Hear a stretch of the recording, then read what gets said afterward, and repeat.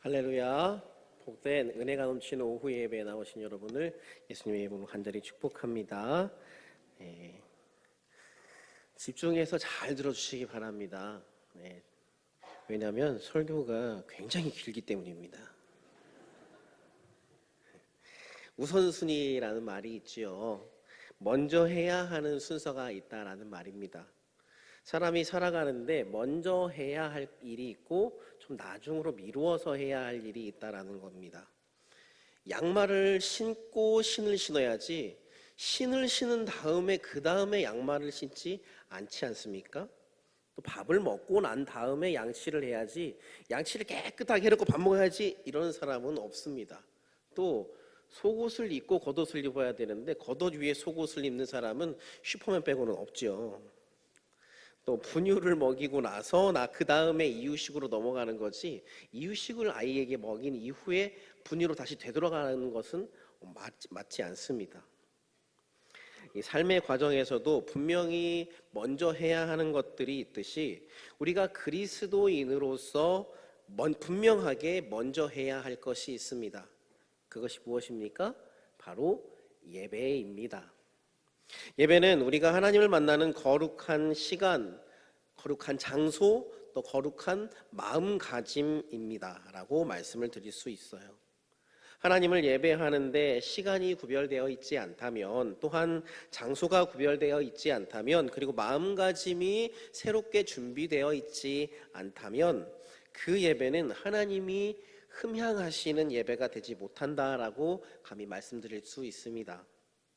하나님을 예배하는 자는 영과 진리로 신령과 진정으로 예배해야 하기 때문입니다. 오늘 본문에서 노아는 긴 기간 동안 방주 안에 있다가 드디어 하나님께서 나오라 라고 하신 명령에 순종하여서 방주에 나왔습니다. 그리고서 가장 먼저 한 행위가 무엇이었습니까? 하나님을 예배했습니다. 번제를 드렸다라는 거예요. 그리고 하나님은 그런 노아의 번제를 기쁘게 받으셨지요. 그리고 난 후에 하나님이 내가 다시는 사람으로 인해서 땅을 저주하지 않겠다. 사람은 어려서부터 그 마음의 생각이 악하기 마련이다. 다시는 이번에 한 것처럼 모든 생물을 없애지는 않겠다. 땅이 있는 한 뿌리는 때와 거두는 때, 추위와 더위, 여름과 겨울, 낮과 밤이 쉬지 않을 것이다 라고 말씀하셨어요. 자, 노아가 방주에서 나왔을 때 처음에 나오자마자 하나님을 예배하는 것 말고도 할 수 있는 것들이 있었겠다 생각이 들었습니다. 새롭게 화창하게 열린 하늘, 그리고 또 지금 아주 오랜 기간 동안 방주에 있었기 때문에 방주에서 나왔을 때 이곳이 어디지? 막 두리번 한다든지 그런 것을 할 수 있었겠죠. 근데 이런 것에 빠져 있다 보면 내가 가장 먼저 해야 할 나의 본분을 망각하고 또한 그러한 행동들로 인해서 우리 주 하나님의 자녀로서 가장 먼저 해야 할 일을 하지 않게 될 가능성이 충분히 있었음에도 불구하고 노아는 맨 먼저 하나님을 예배했습니다. 그래서 우리 그리스도인들은 무엇을 하든 시작과 결론이 항상 하나님을 찬양하고 경배하는 예배로 이어져야 될 줄 믿습니다. 또한 이 지구상에 수없이 많은 교회가 존재하는 이유가 하나님을 예배하기 위해서이지요. 예배하지 않는 교회는 교회라고 말할 수 없습니다. 주의 자녀들을 예배하는 자로 삼으시고 예배하기 위해서 처소를 마련하시고 하나님을 예배하기 위한 각자의 그 마음들이 모여서 오늘 이 땅 안에도 수많은 사람들이 하나님을 예배합니다. 또한 예배는 관람하거나 구경하는 것이 아니지요. 나 스스로가 한 명의 신실한 예배자가 되어서 하나님을 정성껏 예배해야 합니다. 어디 이 예배가 잘 돌아가나 찬양대는 잘하나 보자 이런 마음으로 앉아있는 것은 예배자로서 참된 자세가 아니지요. 웨스터민스터 소요리 문답 1번에서 어떻게 말하고 있습니까? 사람의 제일 되는 목적이 무엇입니까? 라고 질문한 뒤에 사람의 제일 되는 목적은 하나님을 영화롭게 하는 것과 영원토록 그를 즐거워하는 것입니다. 라고 말하고 있어요. 사람의 제일 되는 목적은 하나님을 영화롭게 하는 것, 즉 하나님을 예배하는 것이다 라고 말씀을 드릴 수 있습니다.